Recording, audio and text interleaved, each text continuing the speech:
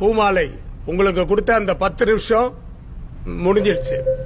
அதனால் இந்த வழக்கை நாங்கள் தள்ளுபடி. ஐயா வணக்கம் தள்ளுபடி பண்ணிடாதீங்க ஐயா. இந்த நாட்டை நீங்க தான் ஐயா காப்பாத்தணும்.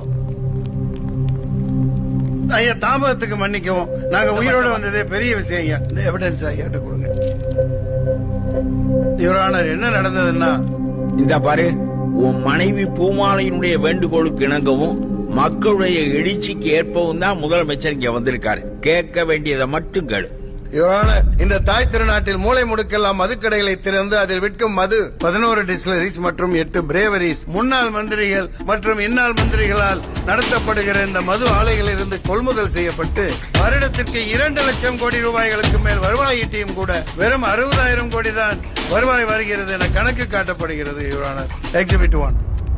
யுவர் ஆனர், இரவு 10 மணிக்கு மேல் காலை 12 மணி வரை கள்ளச்சந்தையிலே கொடிய விஷம் போன்ற எரிசாராயத்தை கொள்முதல் விலை வெறும் 20 ரூபாய்க்கு அடக்கமாவதை, அந்த மதுபான புட்டியை இவர்கள் 180 ரூபாய்க்கு மது பிரியர்களுக்கு விற்கிறார்கள். அதன் மூலம் பல கோடிகள் கைமாறுகிறது. ஆயத்தீர்வை குறைவாக இங்கே காட்டப்படுகிறது. I object. இதுக்கெல்லாம் சாட்சியமோ எந்தவித எவிடன்ஸோ இல்லாம ஓபன் கோர்ட்ல officers of our government accuse பண்ண கூடாது. அனைத்திற்கும் எவிடன்ஸ் கொடுக்கப்பட்டிருக்கிறது யுவர் ஆனர். மரியாதைக்குரிய அட்வொகேட் ஜெனரல் தெரியாமல் பேசுகிறார். இதோ எக்ஸிபிட் 2, சர்டிபிகேட் காப்பீஸ். இந்த மது ஆலைகளை நடத்துபவர்கள் அனைவருமே ஆளுங்கட்சியை சேர்ந்தவர்களாகவும் எதிர்கட்சியை சேர்ந்தவர்களாகவும் இருந்து கொண்டு அவர்கள் கோடானு கோடி லட்சம் கோடியை முறையற்று சம்பாதித்து வெளிநாடுகளில் சொத்து சேர்த்துக் கொண்டு இங்கே மக்களை குடி என குடிக்கு அடிமையாக்கி வாழ்க்கையை நாசமாக்கி பஞ்ச பராரிகளாக ஆக்கிவிட்டனர். உன்னற்க கல்லை உனில் உண்க சான்றோரால் எண்ணப்பட வேண்டாதா என்ற வள்ளுவ பெருந்தகையை ஆட்சி அதிகாரத்தின் அடையாளமாக வைத்துக் கொண்டு ஆட்சி நடத்துகிற இந்த அரசு ஐயன் வள்ளுவனுக்கே ஆப்பு வைத்து அரசாட்சி நடத்துகின்றனர். யுவர் ஆனர், மதுவை குடிக்க வைத்து மக்களை மடையர்களாக்கி வெறும் ஓட்டு போடும் எந்திரங்களாக்கி அவர்களுக்கு வாக்கு செலுத்துவதற்காகவே இலவசங்களை பிச்சையாக போட்டு அதன் மூலம் ஆட்சியை பிடித்து சரக்கில் வரும் வருமானத்தை அவர்கள் பையிலே போட்டுக் கொண்டு மிகப்பெரிய கார்ப்பரேட் நிறுவனங்களுக்கு அதிபதிகளாக உலா வந்து கொண்டிருக்கின்றனர் இவர்கள். இவரான மிஸ்டர் திருப்பதி, நீங்க பேசினது எல்லாமே ஏற்கனவே செய்தியா வந்ததுதான். உங்க ஃபைனல் பாயிண்ட் என்ன? அத முதல்ல சுருக்கமா சொல்லுங்க.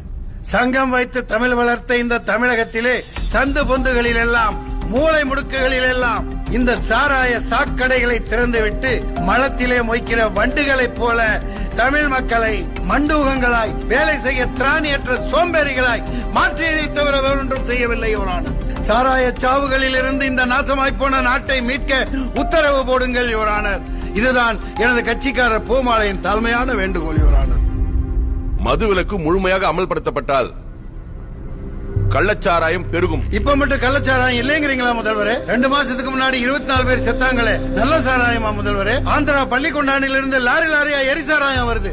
Good question.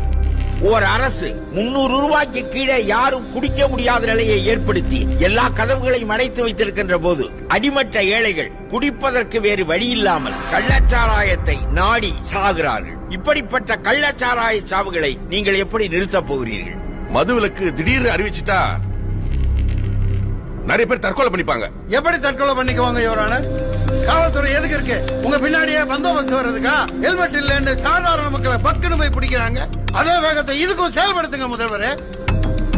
எத்தனையோ நாடுகளில் மதுவிலக்கு அமுலில் இருக்கிறது. அந்த நாடுகள் நன்றாகவே இருக்கிறது. தமிழகத்தில் மட்டும்தான் வாழ்வுரிமை பறிக்கப்பட்டு இந்த மதுவால் இளைய தலைமுறை அழிந்து நாடே வஞ்சிக்கப்பட்டு விட்டது. யுவரானர், மாண்புமிகு சிஎம் ஐயா, திருப்பதி அவரோட வாதத்தை வச்சிட்டாரு.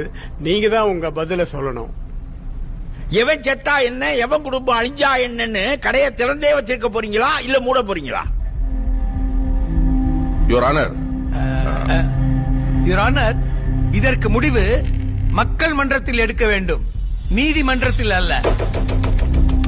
ஒரு பொங்கல் பண்டிகைன்னா இலவச வேட்டி, இலவச சேலை, இலவச கரும்பு, பணம், வெள்ள நிவாரணம், லேப்டாப், ஸ்கூட்டி, ஃபேனு, ஆடு மாடு, இப்படி எதை இலவசமா கொடுத்தாலும் வாங்கிக்கிறீங்க. இதெல்லாம் கொடுக்கறதுக்காக எங்க வீட்டுல இருந்தா நான் பணத்தை எடுத்துட்டு வர முடியும்? இலவசம் வேண்டாம், நீங்க முடிவு பண்ணுங்க. மதுவிலக்க நான் உடனே அமல்படுத்துறேன். யாருக்கு வேணும் இலவசம்? எதுக்காக வேணும் இலவசம்?